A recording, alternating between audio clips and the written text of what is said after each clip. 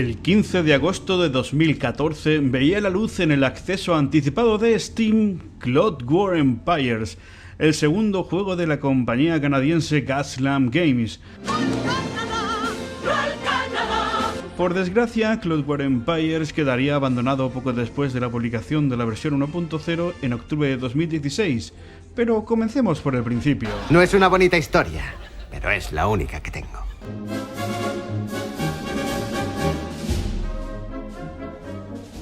Gaslamp Games fue fundada el 27 de enero de 2010 por 3 personas: David Baumgart, director de arte y licenciado en la Alberta University of Arts con experiencia en el sector; Nicholas Vining, director técnico con también experiencia en varias empresas de desarrollo; y Daniel Jacobsen como director ejecutivo y que carecía por completo de experiencia profesional y se encontraba estudiando física en la Universidad de Victoria.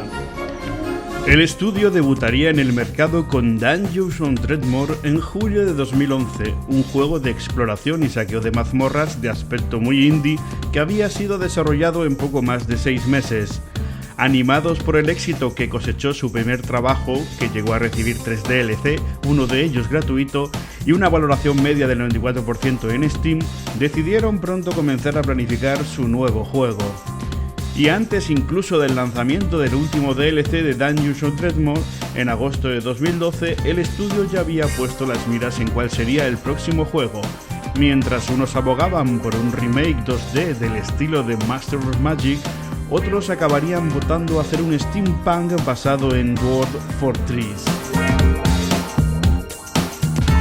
Precisamente sería el 25 de abril de 2012 cuando se anunciaba que ya estaban trabajando en el nuevo proyecto de género desconocido con el nombre en clave de Proyecto Odin, y que una de sus principales características, el multijugador, obligaba a priorizar el código por el arte y que no podían mostrar apenas nada por el momento. También se daba aviso de que este nuevo juego no sería desarrollado en el tiempo récord de su ópera prima, sino que necesitaría de al menos 1 o 2 años de trabajo. Y la previsión se les quedaría corta, porque en realidad la inconclusa y capada versión 1.0 precisaría de 4 años de trabajo. El 27 de agosto de 2012, Odin se revela públicamente como Cloud War Empires en la web especializada PC Gamer, que un día después haría una extensa entrevista a los 3 socios fundadores. En dicha entrevista puede entreverse que serían demasiado optimistas con respecto a las posibilidades de su obra. Con mis dotes empresariales, mis conocimientos científicos. Y yo también estoy aquí. Una mezcla de Dwarf Fortress, SimCity y Anno, con simulación ciudadana, modo multijugador para 4 personas, cadenas de elaboración de productos, exploración y diplomacia, todo ello imbuido en un entorno 3D que no era totalmente libre, ya que la posición de la cámara era fija, simulando la perspectiva isométrica y tan solo permitía rotar las 4 esquinas. Pero como iban a ir aprendiendo duramente a lo largo del camino, el que mucho abarca poco aprieta, y como sucediera en el caso de Towns, otro título que trataremos en el futuro, en la sección de Se merece una colleja, por supuesto. Es muy complicado hacer juegos complejos, más aún si pegas de inexperiencia y no estás muy ducho en el tema, como por ejemplo hace Paradox con sus títulos. Vamos a ver si vamos dejando ya los temas en manos de los profesionales, ¿eh? Desde luego no sería por falta de empeño, pero la fuerza de su juventud iba a actuar como paradójico catalizador de sus flaquezas en la falta de veteranía a la hora de contratar y gestionar un equipo humano, como confesaría Daniel Jacobsen. Creo que el crecimiento para cualquier estudio pequeño es difícil, emocionante e incómodo, pero creo que la comodidad está un poco sobrevalorada. Sé que antes de lanzar Dreadmore todos queríamos que la empresa fuera bien, y nos preparamos bastante bien por si acaso, pero las dificultades de poner en marcha una pequeña empresa realmente se comprimen en un plazo de tiempo reducido cuando tienes que hacer tantas cosas a posterior. Hemos tenido que aprender a tratar con profesionales con los que no sé si algún ninguno de nosotros había tenido trato, como abogados, contables y gestores. Estamos aprendiendo tanto que a veces es doloroso, pero realmente hace que sea emocionante levantarse por las mañanas porque están pasando en muchas cosas. Al final del día, conseguimos que nuestras ideas se conviertan en productos que disfrutan toneladas de personas, y eso es inmensamente satisfactorio. Hasta 15 personas llegarían a conformar el equipo humano detrás de Cloud War Empires, un equipo al que había que contratar, dirigir y abonar periódicamente sus nóminas. No llegarían a trabajar todos a la vez, ya que muchos acabarían abandonando el desarrollo del juego a medida que su trabajo iba concluyendo. Suena duro, pero es lo mismo que sucede con los actores de una película cuando concluye su parte de ella mientras continúa la filmación. En concreto, David Bogart desharía su equipo de artistas gráficos con la desvinculación a principios de 2015 de Sean Hamilton y Joseph Neye tras la conclusión de su trabajo. Aún con todo, lo que no puede ponerse en duda de este fallido título es la pasión y el esfuerzo depositados como habían hecho con su primer juego. Si por algo se habían distinguido en Gaslamp Games es en mantener informados a los jugadores continuamente, no al nivel de los chicos de Factorio, pero casi, e irían lanzando actualizaciones del juego de forma muy regular, incluso varias en un mismo mes. Es por ello que desde SimCity-Kun decidí seguir de forma activa el juego desde casi la aparición de la web en abril de 2014, publicando la primera noticia sobre él el 16 de julio de ese mismo año. Y menudo chasco acabarías llevándote, tanto tú como los que leyeron las noticias y decidieron comprarlo. Sí, ya lo he dicho en alguna ocasión, para mí es una vergüenza que alguien comprara el juego por el seguimiento que hice en la web. Cuando comencé con ella no tenía tampoco demasiada experiencia previa en llevar un medio de comunicación público, por muy de aficionado que fuera, y me centré demasiado en detalles poco importantes pero que llevaban un curro de la hostia, como traducir todas las características de cada parche, y en lugar de hablar más generalmente de muchos más juegos, me centré demasiado en algunos, a veces para bien, como Cities Skylines, y otras para mal, como Cloud War. También porque pensaba que el género era mucho más pequeño visto desde fuera, pero empezaban a salir juegos y no había forma de atender eso. ¿Pero entonces qué puñetas hablas? Pero volvamos a Cloud War Empires. Su desarrollo continúa y el 18 de julio de 2012, Cloud War Empires podía ya comprarse en su web oficial y un mes más tarde, el 15 de agosto, sería publicado en el acceso anticipado de Steam a un precio que nunca se vería alterado y que resultaría algo excesivo, 29,99 €. Aún poseyendo una muy mejorable interfaz de usuario, algo que en realidad nunca abandonaría al juego en ningún momento, la recepción de las primeras versiones públicas fueron bien recibidas, con 26 recomendaciones positivas y 16 negativas durante su primer mes en la plataforma de Valve. Todo un mérito si se tiene en cuenta que durante las primeras versiones las partidas no podían guardarse, casi un delito en un juego de gestión, y las salidas al escritorio eran frecuentes. Durante los 2 años siguientes el juego continuaría mejorando lentamente, aunque el galimatías de la interfaz se mantendría, se irían añadiendo nuevas mecánicas y posibilidades y la proporción principalmente positiva se mantendría. ¿Hasta cuándo? Pues hasta la publicación de la versión final. El infame 26 de octubre de 2016 era publicada la versión 1.0 en Steam y Humble Store, y apenas una semana después, el 4 de noviembre, el juego dejaba de tener soporte con el lanzamiento de la versión experimental 1.0c.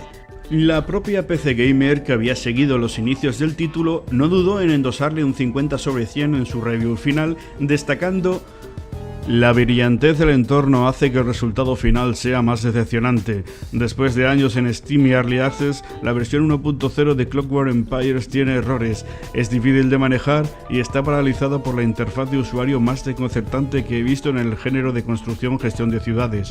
Cloud War Empire es un desfile de horrores de otro mundo, pero no es del tipo divertido. Los pocos trabajadores que aún estaban en nómina comenzaron a dejar la compañía entre noviembre y diciembre de 2016 y anunciaron en sus redes sociales que ya no trabajaban en Gaslamp Games. Todo eso mientras la comunicación oficial del abandono del juego y la desaparición de Gaslamp Games tardaría años en llegar. Concretamente, hubo que esperar hasta mayo de 2019 para recibir un comunicado oficial en el que se anunciaba que la compañía había cesado su actividad económica y que, desde ese preciso momento, Clockwork Empires era retirado de la venta en todas las plataformas. Me declaro en bancarrota. Matthew Dugan Daynab, quien fuera community manager del juego, explicaría que nos declaramos en quiebra debido a un montón de razones diferentes, pero principalmente por malas decisiones de diseño que nos mordieron el culo años después y nos impidieron hacer el juego que queríamos hacer. Salimos del acceso anticipado mucho antes de lo que deberíamos o queríamos, pero esa era la última esperanza de obtener fondos para el juego y nadie lo compró, por lo que el estudio se hundió. En otras palabras, Crispín, peligra el negocio. Y con el embolado que tenemos ahora de trabajo. Una de las principales razones de esas malas decisiones, sin olvidar el eje central de la inexperiencia a la hora de gestionar un estudio de desarrollo, fue que se descartó usar un motor de terceros y por contra usar uno que había venido siendo desarrollado durante 12 años por Nicholas Vining, el director técnico del juego y miembro de los socios fundadores. En palabras de Daynab, fue uno de los principales problemas del desarrollo, el motor interno era extremadamente complicado. Tras el abandono, y como ha sucedido en otros Early Access, las furias de los compradores que habían depositado previamente sus esperanzas y dinero se desataron, y desde esa fecha las reseñas positivas nunca volverían a superar a las negativas. Habiendo visto durante años el potencial del juego, algunos miembros de la comunidad trataron de mantenerlo con vida, creando varios parches en lo que se dio en llamar C-Con Patch, con Sixboy a la cabeza. Pero como había sucedido anteriormente con otro prometedor juego apenas un año antes, Time and Stone, cuya versión final para mí es mucho más sólida que Clockwork Empires, o con el nefasto Space Base DF9 que ya tratamos en otros Se merece una colleja, el desarrollo por parte de los fans apenas duraría unos meses, muriendo en abril de 2017 con la versión 095. Todo un logro si se tiene en cuenta que carecían del motor del juego. El foco principal de todo este trabajo por amor al arte fue corregir errores en el juego y tratar de dar coherencia y orden a la interfaz de usuario y en el sistema de recetas, investigaciones, etc. ¿Pero es la última versión oficial tan injugable? ¿Cuál fue el error de Gasland Games? Pues seguramente que... Luego extiende cheques que su cuerpo no puede pagar. Es decir, habían prometido más características de las que realmente incluiría la versión final. ¿Te acuerdas que anteriormente dijiste que no pudieron mostrar el juego en abril de 2012 porque la base del juego sería el multijugador y ello anteponía el código al arte? Pues el multijugador desapareció por completo de la versión final. Toma ya. A principios de 2016 dijeron que la dejaban aparcada de momento para centrarse en estabilizar el juego, pero al final no sucedió ni una cosa ni la otra. A día de hoy es posible sufrir crasheos grabando o cargando una partida, incluso en el lanzador de la aplicación o alguna salida al escritorio esporádica durante el transcurso de la misma. Pero el problema principal de este juego es la inconcreción. Lo comparo mucho con Fandul's Fortune, es decir, cómo se pueden hacer las cosas bien frente a las cosas mal. Mientras que en el juego de Dionic podemos establecer el rol de cada ciudadano y ordenarle hacer ciertas tareas concretas, en Clockwork Empires no podemos ordenar directamente a nuestros colonos a que hagan cosas. Podemos elegir una serie de tareas generales que nuestros colonos, ordenados extrañamente bajo el mando de supervisores, harán cuando les venga un poco en gana, ya que aunque se puede pausar manualmente una por una, no existe una tabla de prioridades. ¿Qué quiere decir el tema de los supervisores? Clockwork Empires tiene 3 tablas sociales: pobres, es decir, el grueso de los trabajadores; medianos, los supervisores; y los ricos, que no hacen demasiado. Cada supervisor se encarga de gestionar hasta 4 trabajadores, y solo bajo el mando de uno de ellos harán tareas. Resulta extraño e improductivo. ¿Por qué?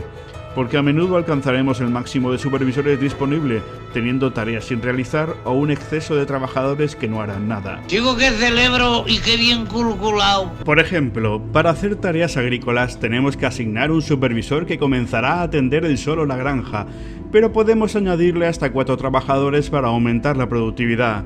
Cada tarea, desde las específicas asignadas a edificios como la cocina, la serrería o los barracones militares, requieren de al menos un supervisor, si no, no se hará nada aunque haya trabajadores ociosos. Si el supervisor muere, cosa no harto difícil, el grupo se deshace y los trabajadores quedan holgazaneando hasta que son reasignados manualmente, eso sí, a otros grupos. Estúpido, ¿verdad? Y más lo es que aunque tenemos cierto control de lo que se produce en cada edificio, realizando las asignaciones pertinentes, las tareas del mundo exterior, exceptuando las granjas, requieren también de supervisores para realizarse, pero en lugar de poder concretar, cada supervisor libre hará lo que quiera. Por ejemplo, hemos asignado de la forma cutre y rudimentaria que tiene el juego que se allane terreno, corten árboles, mine piedra, se limpie el terreno o se construya un edificio. Si hay uno o varios supervisores libres, es decir, sin asignación en un edificio, comenzarán a hacer estas tareas de exterior sin casi control por nuestra parte de lo que es más importante, porque a lo mejor asignamos minar piedra, pero después nos interesa más la madera, y sí, podemos pausar la menos importante o incluso borrarla, pero otras como distribuir mercancías, ordenar el almacén o enterrar cadáveres las harán libremente cuando ellos quieran. Desalentador. Otro de los principales problemas es el rudimentario sistema de averiguar qué está yendo mal en tu colonia. Estoy describiendo lo que está pasando. ¿Qué está pasando? No lo sé. Por ejemplo, he establecido que se construya una casa pública que requiere 15 tablas de madera y 9 bloques de piedra para ser construida. Previamente había establecido que la carpintería evitara el desabastecimiento de tablas manteniendo un stock permanente de 10 tablas y el stock total en almacén eran 11 tablas. El problema es que si creas un juego con dichas pautas, debes establecer que los materiales de construcción se puedan ir llevando al lugar hasta alcanzar la cifra necesaria. Es decir, si la casa pública necesita 15 tablas y tengo 11, deberían llevarse allí y descontarse del stock total. En ese momento el carpintero se pondría a fabricar otras 10 y la cadena funcionaría. Pues no.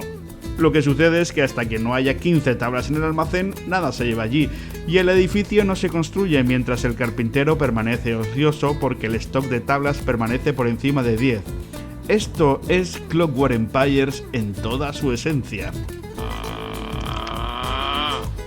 ¿Pero tan mal se había vendido Clockwork Empires para que llegara a acabar con Gasland Games? Según Playtracker.net, Clockwork Empires contaría con un récord máximo de 255 jugadores conectados, presumiblemente coincidiendo con el lanzamiento de la versión final, y que las cifras totales de venta rondarían entre las 20.000 y las 50.000 copias. ¿Es mucho? ¿Es poco? Voy a hacer un ejercicio para poner en situación. Aunque los datos no son exactos, voy a tomar como modelo principalmente el régimen fiscal de España. Sirven para hacer una composición del lugar global. Suponiendo que Clockwork Empires vendiera 50.000 copias a un precio redondo de 30 euros, es decir, un céntimo más, su recaudación sería de 1,5 millones de euros. Parece una enorme cantidad que da para vivir, ¿verdad? Bueno, pues sigamos desgranando. Al 1,5 millones de euros hay que descontarle un 21% de IVA de España que entró en vigor en Steam en enero de 2015, es decir, habría que restarle 315.000 euros quedándonos un montante de 1.185.000 euros. La mayoría de países que son el mercado principal tienen un IVA similar, como el 19% de Alemania, 20% de Austria, Francia y Reino Unido, 21% de Bélgica, 22% de Italia o el 23% de Portugal, para hacernos una idea. Ahora restemos la comisión de Steam por aquel entonces aproximadamente el 30%, es decir, unos 355.000 euros, quedando unos 830.000 euros limpios. Eso, sumamos restando. A esa cantidad habría que restarle el sueldo de los trabajadores y el coste en servicios, alquiler, agua, luz, equipamiento e impuestos derivados de ello. Si hiciéramos un ejercicio imaginativo, vemos que el salario medio en Canadá en 2016 era de 34.670 euros al año. Por tanto, si hiciéramos el cálculo de dividir 830.000 en 15 personas, nos saldría un salario medio anual de 55.333, es decir, 4.611 euros al mes en 12 pagas.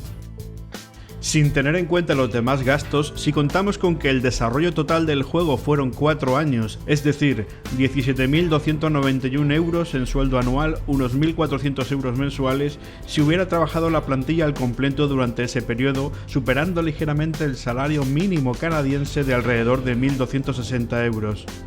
¿Qué ha sido eso? Un lío de dineros. Va directo al meollo de forma confusa. Es un poco hablar por hablar, pero lo que sí que es evidente es que si ponemos en cierto valor las cifras van muy justas, suponiendo además que las ventas fueran el valor máximo que recogen Steam Spy y Play Tracker, y tristemente revelan un dato inapelable: más allá de los errores propios y ajenos, más allá de la inexperiencia, al final el usuario final es el que decide si un producto independiente vivirá o morirá. Si un juego es bueno y ha cumplido sus promesas, el jugador habrá gastado su dinero contento, pero si queda abandonado el mosqueo será evidente, y con razón, pero en cierta medida un juego fracasado tampoco es algo feliz para un desarrollador, especialmente uno pequeño, ya que puede haberse visto comprometido su patrimonio personal y su salud. Nunca me metí en esto por el dinero, pero resulta que el dinero es imprescindible para mí. Pablo Ruiz casi pierde su casa familiar durante el fin de la era de oro del software español durante la primera Dynamic. Después lideró la empresa de desarrollo más grande de España durante los años 90, Dynamic Multimedia, y casi se van con una mano delante y otra detrás tras el despido. Fundó en 1999 FX Interactive, su tercera empresa, que lleva muerta en vida desde 2015 por no haber sabido subirse a la distribución digital a tiempo.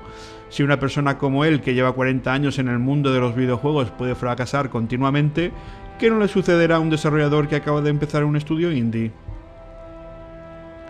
No es un consuelo para la gente que compró ilusionada Clockwork Empires, Towns, Space Base, DF9, Time and Stone, Tech Executive Tycoon o Industry Transporter.